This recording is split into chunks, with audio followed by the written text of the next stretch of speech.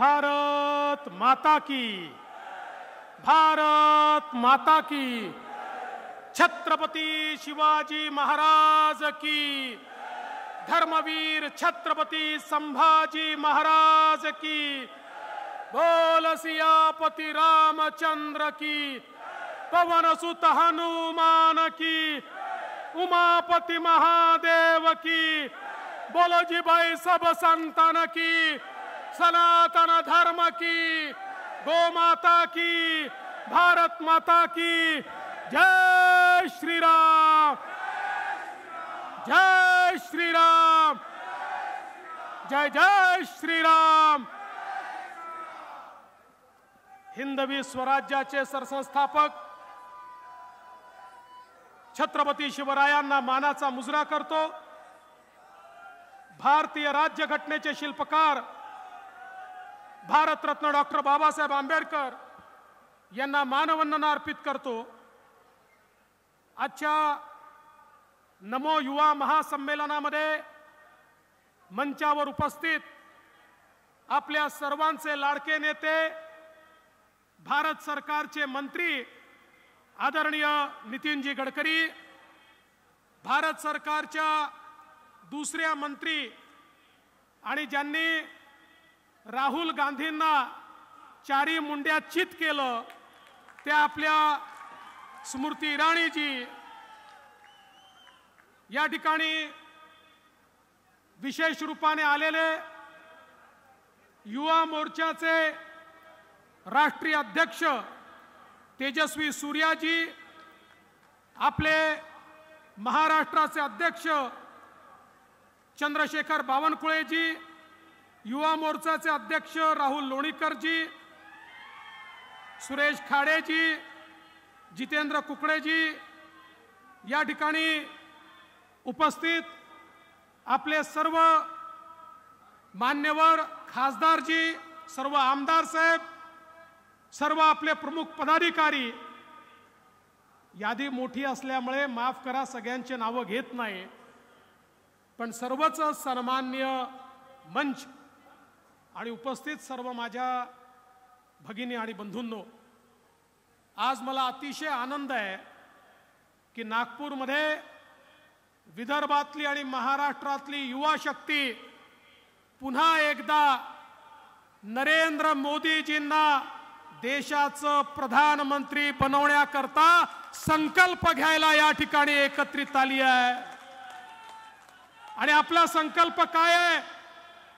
अब की बार, अब की बार, अब की बार, हा संकल्प आमचे युवा नागपूरच्या भूमीतून घेणार आहेत। बंधू भगिनींनो, गेल्या 10 वर्षामध्ये या देशामध्ये जे परिवर्तन आपण बघितलं, मोदीजींना 400 पेक्षा जास्त जागा का द्यायच्या, पुन्हा नमो सरकार का आणायचं, अनेक कारण त्याची आहेत, पण खऱ्या अर्थानं 3-4 गोष्टी आपल्या समोर मी ठेवणार आहे।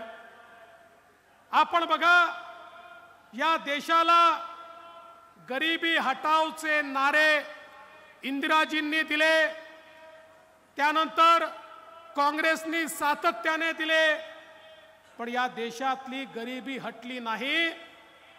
एकदा तर राजीव गांधी असं म्हणाले की मी दिल्लीतून 1 रुपया पाठवतो, 15 पैसे शेवटच्या माणसाला मिळतात, 85 पैसे व्यवस्था खाऊन टाकते, त्यामुळे गरिबाचं कधीच कल्याण होत नाही। देशाला नरेंद्र मोदीजींच्या रूपात एक असा नेता मिळाला ज्यांनी सांगितलं खाणार नाही, खाऊ देणार नाही, 1 रुपया दिल्लीतून पाठवेल, शेवटच्या माणसाला 1 रुपयाच मिळेल, आणि एक अशी व्यवस्था मोदीजींनी या देशामध्ये उभी केली। तंत्रज्ञानाचा उपयोग करून या ठिकाणी जनधनचं खातं असेल, मोबाईल असेल, आधार असेल, याच्या माध्यमातून एक अशी व्यवस्था उभी केली की कोणालाही भ्रष्टाचार करता येत नाही, गरीबाच्या ताटातून कोणाला खाता येत नाही, गरीबाच्या ताटात आता कोणाचा वाटा नाही। ही व्यवस्था उभी केल्यामुळे देशामध्ये जे 50 वर्षात जमलं नाही ते 10 वर्षात झालं. गरिबी रेषेखाली असलेले 25 कोटी लोक हे गरिबीतनं बाहेर आले असा नीती आयोगाचा अहवाल आज सांगतो. गरिबी हटावचा नारा इंदिराजीचा असेल, पण गरिबी हटावचं काम जर कोणी केलं असेल तर ते माननीय मोदीजींनी केलं. त्यामुळे गरिबी हटावपासनं विकसित भारतापर्यंत हा प्रवास मोदीजींच्या अंतर्गत आपण करतोय. आज सगळे युवा या ठिकाणी आहेत. युवांना काय हवंय? शिक्षण हवंय, रोजगार हवंय. नवीन शिक्षा नीती मोदीजींनी दिली. या नवीन शिक्षा नीतीने आमच्या करता शिक्षण केवळ डिग्री पुरतं मर्यादित नाही ठेवलं, तर आम्हाला शिक्षणातनं अर्थार्जन करता आलं पाहिजे. कुठल्याही प्रकारची डिग्री घेतल्यानंतर त्याला असं कौशल्य प्राप्त झालं पाहिजे की तो रोजगार स्वयंरोजगाराकरता तयार असला पाहिजे. अशा प्रकारचं शिक्षण हे तर दिलंच, पण ते देत असताना मोदीजींनी सांगितलं इंग्रजांनी 150 वर्ष आमच्यावर राज्य केलं म्हणून केवळ इंग्रजांच्या भाषेमध्ये आम्ही का शिकायचं. आणि म्हणून त्यांनी सांगितलं डॉक्टर व्हायचं असेल, इंजिनियर व्हायचं असेल, कुठलीही डिग्री घ्यायची असेल, आता तुम्ही तुमच्या भाषेत देखील शिकू शकता. पूर्वी एखाद्याला डॉक्टर किंवा इंजिनियर व्हायचं असेल तर इंग्रजीतच शिकावं लागायचं. आता मराठीत शिकणारा मराठीमध्ये MBBS ची डिग्री घेऊ शकतो, मराठीमध्ये इंजिनिअरिंगची डिग्री घेऊ शकतो, मराठीमध्ये MBA ची डिग्री घेऊ शकतो. आता भाषा हा त्या ठिकाणी भेद राहिलेला नाही. आणि हे सगळं करत असताना मोदीजींनी देशामध्ये एक नवीन चमत्कार केला. अर्थशास्त्री विचार करतायत की संपूर्ण दुनियेमध्ये मंदी असताना भारतामध्ये मंदी का नाही. भारताची अर्थव्यवस्था ही गेल्या 10 वर्षामध्ये 10व्या क्रमांकावरून 5व्या क्रमांकावर कशी आली. हा ज्यावेळेस अर्थशास्त्री विचार करतात, मोदीजींनी काय केलं. मोदीजींनी गरीबाला सक्षम करून अर्थव्यवस्था मोठी केली. करोडो घरं बांधले, अर्थव्यवस्था मोठी झाली. करोडो घरात पाणी पोचलं, अर्थव्यवस्था मोठी झाली. करोडो घरात लाईट पोचला, अर्थव्यवस्था मोठी झाली. आणि आता भारत येत्या काळामध्ये जगातली 3री सगळ्यात मोठी अर्थव्यवस्था होणार आहे. आणि 3री सगळ्यात मोठी अर्थव्यवस्था म्हणजे काय. अर्थव्यवस्था मोठी होते म्हणजे नेमकं काय होतं. अर्थव्यवस्था मोठी होते तर संधी तयार होते. अर्थव्यवस्था मोठी होते रोजगार तयार होतो. अर्थव्यवस्था मोठी होते नोकऱ्या मिळतात. अर्थव्यवस्था मोठी होते लोकांना आपले स्वप्न पूर्ण करण्याकरता पंख त्या ठिकाणी लाभतात.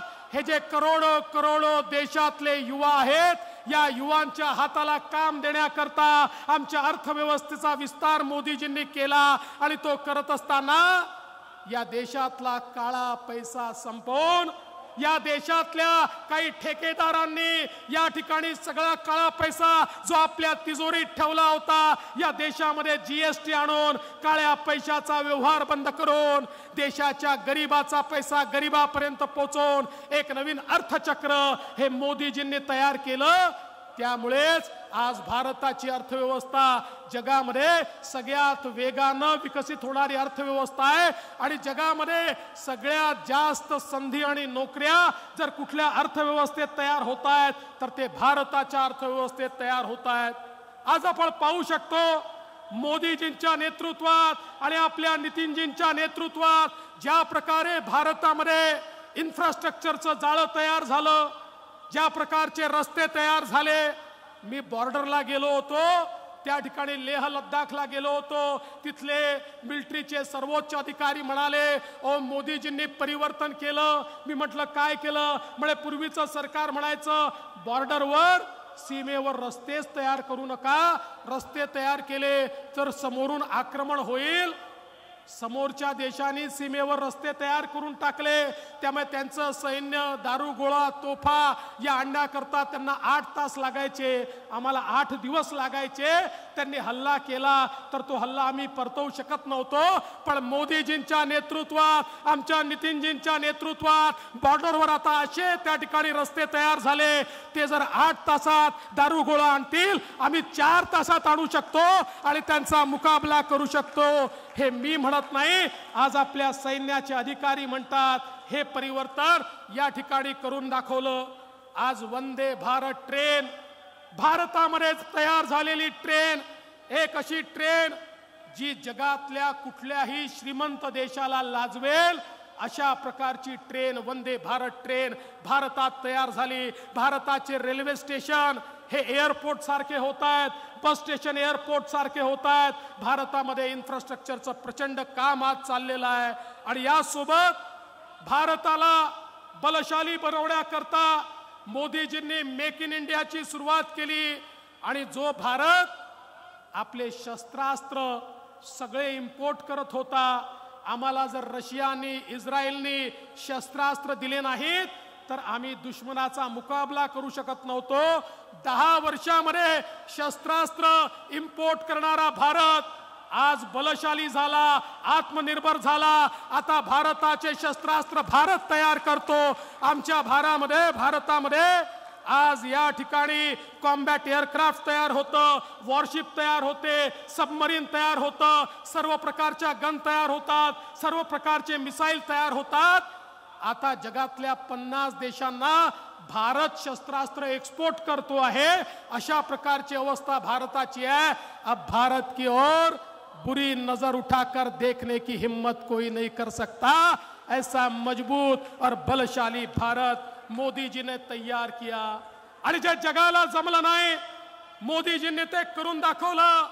जगामध्ये चंद्रावर तर लोक उतरले, पण चंद्राच्या साऊथ पोलवर, दक्षिण ध्रुवावर कुठल्याही विकसित राष्ट्राला आपलं यान उतरवता आलं नव्हतं. जगामध्ये पहिल्यांदा चंद्राच्या दक्षिण ध्रुवावर यान उतरवणारा देश झाला तो माझा भारत देश झाला.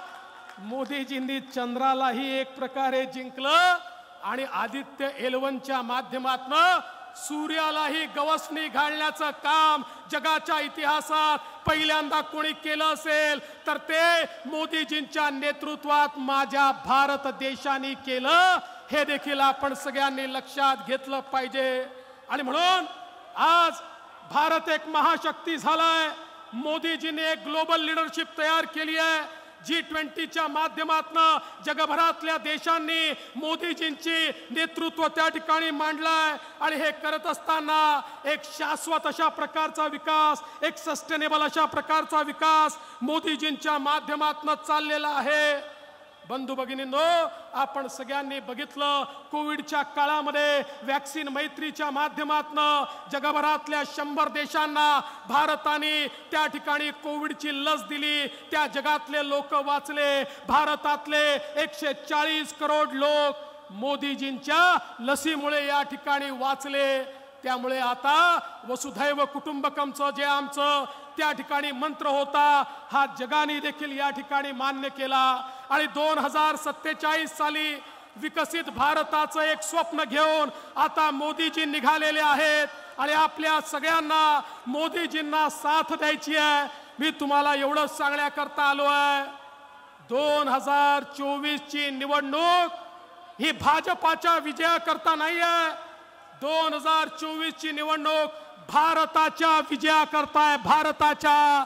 भाजपा नहीं, भारत को जिताना है. आणि जर पुन्हा एकदा मोदीजी या देशाचे प्रधानमंत्री झाले तर एक गोष्ट लक्षात ठेवा, मग भारताला कुठेही मागे वळून पाहावं लागणार नाही. पुढचे 5 वर्ष हे भारताचे असे 5 वर्ष आहे की या 5 वर्षात भारत अशा प्रकारे मजबूत बनेल की मग भारताकडे कोणी देखील आख उठवून पाहू शकणार नाही, या भारताशी कोणी मुकाबला करू शकणार नाही। आणि तो जो बलशाली भारत असेल तो घडवण्याची संधी ही तुम्हाला सगळ्यांना मिळालेली आहे। आणि म्हणून तुम्हाला विनंती करतो, आता पुढचे 1 महिना 1.5 महिना केवळ देशाकरता द्यायचा आहे, पुढचा 1.5 महिना देशाकरता द्यायचा आहे, देशाकरता द्यायचा आहे, मोदीजींकरता द्यायचा आहे, बलशाली भारताकरता द्यायचा आहे। बोलो भारत माता की, भारत माता की, भारत माता की।